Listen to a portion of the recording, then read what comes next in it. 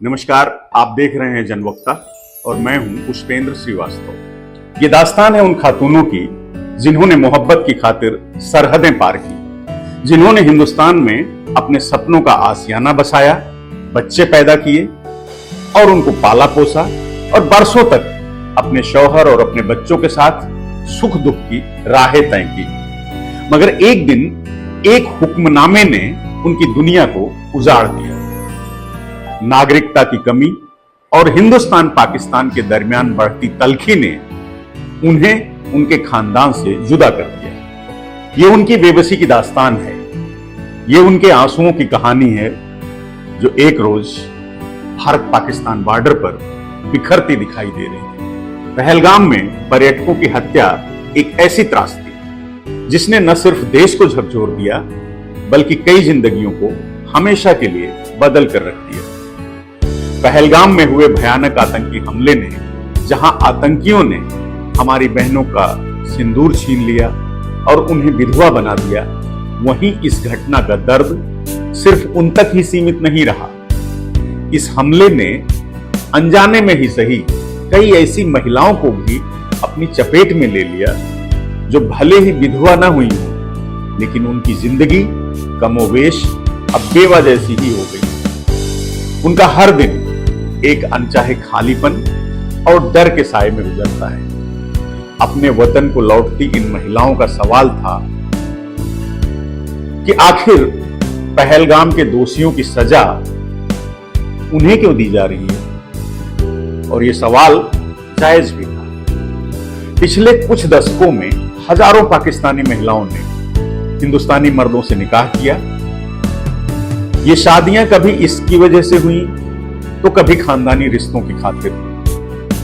इन महिलाओं ने हिंदुस्तान में घर बसाए, बच्चों को पैदा किया, उनको पाला पोसा और हिंदुस्तानी तहजीब को गले लगाया।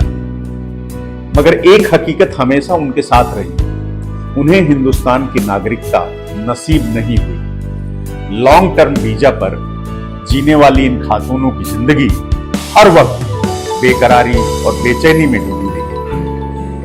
22 अप्रैल 2025 को पहलगाम में हुए दहशतगर्द हमले ने उनकी जिंदगी में भूचाल लाकर सब कुछ उलट पुलट कर दिया।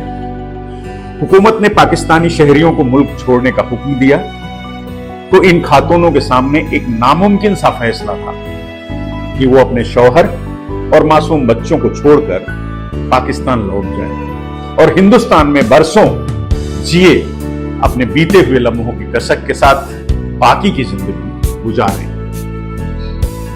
तो आइए भारत के अलग अलग शहरों की कई ऐसी पाकिस्तानी खातूनों से आपको रूबरू करवाते हैं जो बरसों से हिंदुस्तान में रहने के बावजूद यहां की नागरिकता मिलने की राह देख रही थी।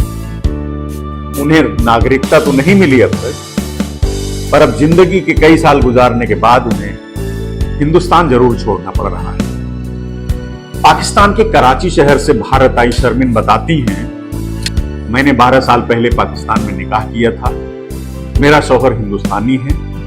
मैं अपनी 2 औलादों जैनब और जिनिश के साथ दिल्ली में रहती थी। मैंने सोचा था एक दिन मुझे नागरिकता मिल जाएगी। मैंने हिंदुस्तानी खाना बनाना सीखा, यहाँ के रीति रिवाज सीखे, तीज त्योहार मनाए, मगर नागरिकता के लिए मेरे पास कागजात पूरे नहीं हो पा रहे थे। जब हुकूमत का हुक्म आया, मुझे अटारी बॉर्डर पर जाना पड़ा। मेरे बच्चे और शौहर हिंदुस्तान में हैं। मैंने उन्हें आखिरी बार गले लगाया और कहा था मैं जल्दी लौटूंगा, मगर मुझे नहीं मालूम वो दिन कब आएगा। मेरे दिल में बस एक तड़प है, एक बेचैनी है जो रात दिन बस मुझे खाए जा रही है। शारमीन जैसी सैकड़ों खातूनें हैं जिन्होंने जायज वीजा पर हिंदुस्तान में जिंदगी शुरू की, मगर नागरिकता की पेचीदा राहों ने उन्हें हमेशा आधार में रखा। हिंदुस्तानी नागरिकता कानून 1955 के मुताबिक गैर कानूनी मुसाफिरों के बच्चे उनको नागरिकता नहीं मिलती। शारमीन की औलादें हिंदुस्तान में पैदा हुई, मगर उनकी वालिदा की हैसियत ने उनके भविष्य को अंधकार में झोंक दिया। भारत पाकिस्तान के बीच सीज फायर से पहले कराची की शर्मिन ने अपने शौहर को जो खत भेजा है, जिसमें एक मां और बीबी की छटपटाहट साफ महसूस की जा सकती है, उस खत को आप भी सुनेंगे तो आप भी एक पल को उदास हो जाएंगे। मेरे हमदम, मेरे हमसफर, मेरी जिंदगी की रोशनी, आज जब मैं ये खत लिखने बैठी हूं तो मेरे हाथ कांप रहे हैं, मेरी आंखें आंसुओं से तर हैं और मेरा दिल जैसे सीने में धड़कना भूल गया है। मैं कराची में हूं, अपने इस छोटे से कमरे में, जो मेरे लिए एक कैद खाने से कम नहीं है। मगर मेरा दिल, मेरी रूह, मेरी हर सांस तो वहीं दिल्ली में छूट गई है, तुम्हारे पास, हमारे उस छोटे से घर में जहां हमने प्यार भरे लम्हों को जिया था। तुम्हारी वो मुस्कान जो मेरी दुनिया को रोशन कर देती थी, अब मेरी आंखों में बस एक धुंधली सी तस्वीर बनकर रह गई है। जैनब और जेनिश की वो मासूम हंसी जो मेरे कानों में गूंजा करती थी, अब सिर्फ एक ख्वाब बनकर रह गई है। हर रात मैं उनकी आवाज को याद करती हूं और हर सुबह ये ख्याल मुझे तोड़ देता है कि मैं उनकी अम्मी कहने वाली आवाज से बहुत दूर हूं। जब मैंने तुमसे निकाह किया था तो मैंने सपने में भी नहीं सोचा था कि हमारी मोहब्बत को मुल्क की सरहदें इस तरह जुदा कर देंगी। मैंने सोचा था कि हमारा प्यार हर दीवार को तोड़ देगा, हर बाधा को मिटा देगा। तुमने मुझे अपने दिल में जगह दी, अपने खानदान में इज्जत बख्शी, तो मैंने भी हिंदुस्तान को अपना वतन माना। मैंने तुम्हारे साथ हर तीज त्योहार में शिरकत की। दिवाली हो, दिवाली की मिठाइयां बनाई, होली थी तो होली में रंगों में तुम्हारे साथ रंगी। हमारा घर खुशियों का आलम हुआ करता था। जैनब और जिनिस की किलकारियां, तुम्हारी वो प्यार भरी बातें, सब कुछ मेरे लिए एक खूबसूरत सपना था। मगर ये सरहदें, ये कागजात, ये हुकूमत के हुक्म, इन सब ने मिलकर हमारी उस छोटी सी दुनिया को तहस नहस कर दिया। पहलगाम की उस मनहूस घटना ने सब कुछ छीन लिया। वो दिन मेरे जहन में एक काले साए की तरह बसा है। मुझे याद है आतंकियों ने हमारी खुशियों को छलनी कर दिया। कैसे उन्होंने हमारी बहनों का सिंदूर छीनकर उन्हें विधवा बना दिया। मैं तो उनमें शामिल नहीं थी, मगर मेरा भी सब कुछ छिन गया। अटारी बॉर्डर पर जब मुझे तुमसे और हमारे बच्चों से जुदा किया गया, मेरा दिल टुकड़े टुकड़े हो गया। जैनब ने मुझसे पूछा, अम्मी तुम कब लौटोगी? और जिनिस बस रोते रोते मुझे देखता रहा। मैंने क्या जवाब दिया मैं खुद नहीं जानती थी। मेरा कलेजा तो मुंह को आ गया था। मैंने उन्हें गले लगाया, उनकी मासूम सांसों को महसूस किया और फिर मुझे उनसे दूर कर दिया गया। मैं चीखना चाहती थी, मैं उनसे लिपट कर रोना चाहती थी, मगर मेरे पास वक्त नहीं था। मेरे हाथों से मेरी दुनिया छूट गई और मैं लाचार, बेबस, कुछ न कर सकी। हर रात मैं यहाँ कराची में तुम्हारी तस्वीर को सीने से लगाकर सोती हूँ। तुम्हारी वो बातें, वो लम्हे जब हम रात को छत पर बैठकर एक साथ चांद को देखते थे, मेरे दिल में अब भी जिंदा है। याद है तुम कहते थे, शर्मिन ये चांद हमारी मोहब्बत का गवाह है, चाहे हम कहीं भी हों ये हमेशा जोड़े रखेगा। मैं हर रात उस चांद को देखती हूँ और सोचती हूँ कि क्या तुम भी उसे देख रहे हो? क्या तुम भी मुझे उतना ही याद करते हो जितना मैं तुम्हें?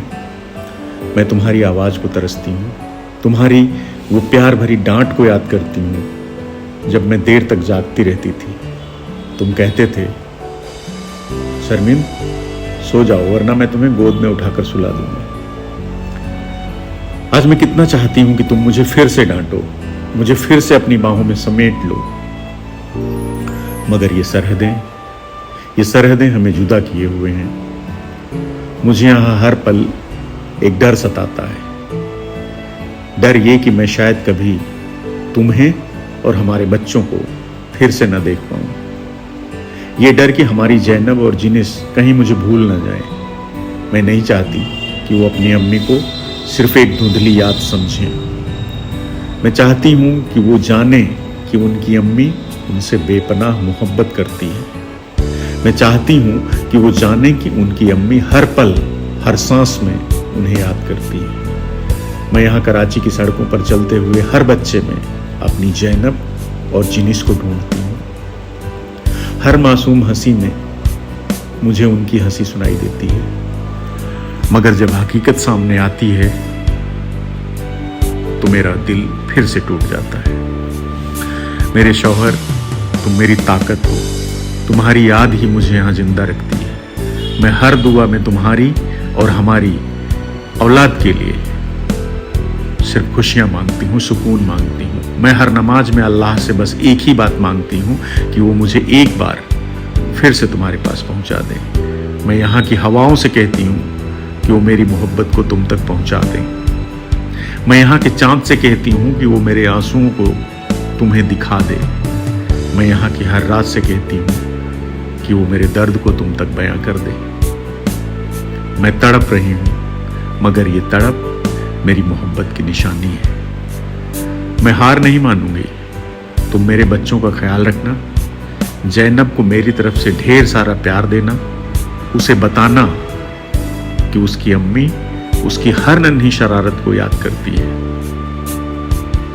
जिनिस को मेरी तरफ से गले लगाना और उसे कहना कि उसकी अम्मी उसकी वो छोटी छोटी बातें कभी नहीं भूलेगी।